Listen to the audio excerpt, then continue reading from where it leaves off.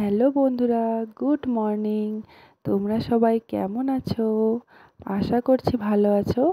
আমিও কিন্তু খুব ভালো আছি। তো আজকে আমি আমার ব্লগটা শাকসবজি দিয়ে শুরু করছি। আমার নতুন একটি ব্লগে তোমাদেরকে অনেক স্বাগত।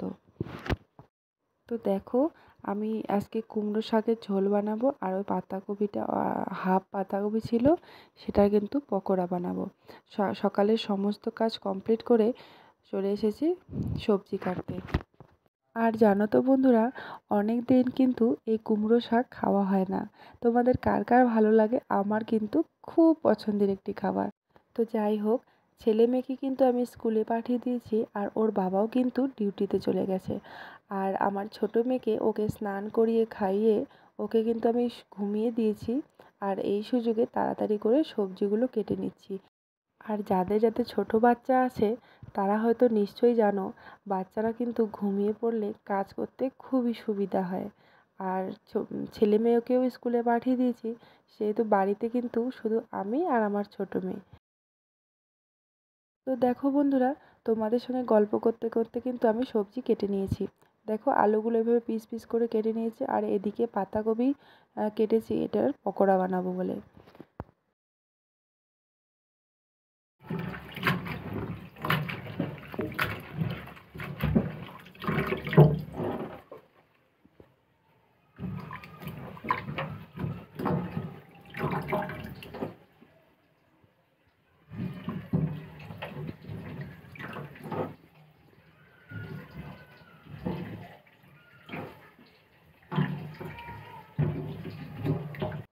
আর কি আর বলবো বন্ধুরা, রোজ রোজ দিন এই একই কাজ করতে করতে না সত্যি খুব বোরিং বোরিং লাগে কখনো কখনো। আমার বরেরও তেমন টাইম পায় না ডিউটির চাপে কোথাও নিয়ে যাওয়ার, বা বাইরে কিছু যে সেদিকে শেয়ার করব সেটাও আমি পারি না। রোজ দিন ওই একই কাজ, আর কি শেয়ার করব বলো তোমরাই। তো কি আর করা যাবে বলো, এভাবেই থাকতে হবে। তো চলো ঝটপট রান্নাগুলো সেরে নেই, তোমরা ব্লগটা কন্টিনিউ করতে থাকো।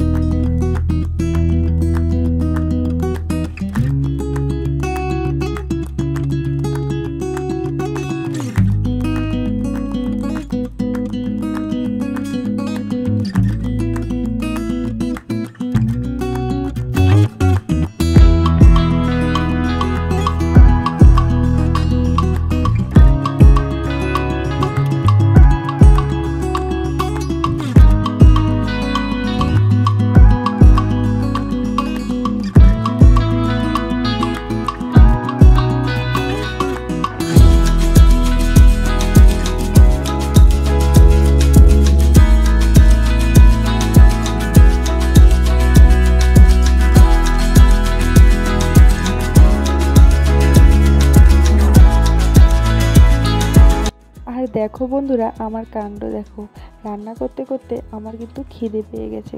তো যেহেতু সকালে তেমন একটা কিছু খাওয়া হয়নি, আসলে জানো তো আমি বেশিরভাগ সময় কিন্তু এরকমই করে থাকি। আসলে কি বলো তো, সকালবেলা সেরকম খাওয়া হয় না, যেহেতু এত কাজের চাপ থাকে, মানে একটার পর একটা একটার পর একটা কিন্তু কাজ করেই যেতে লাগে।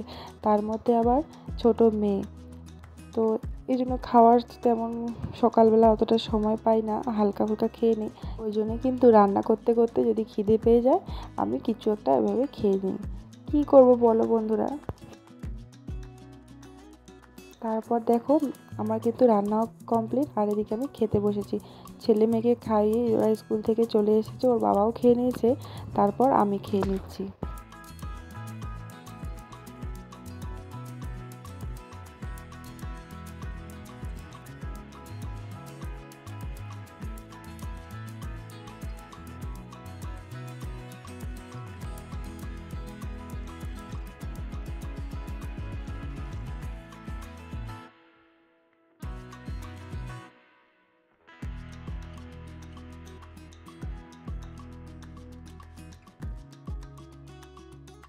তারপর দেখো বন্ধুরা, দুপুরে খাওয়া দাওয়া সেরে নিয়ে একটু রেস্ট নিয়ে আমি কিন্তু সন্ধ্যের দিকে চলে এসেছি বার্থডেতে।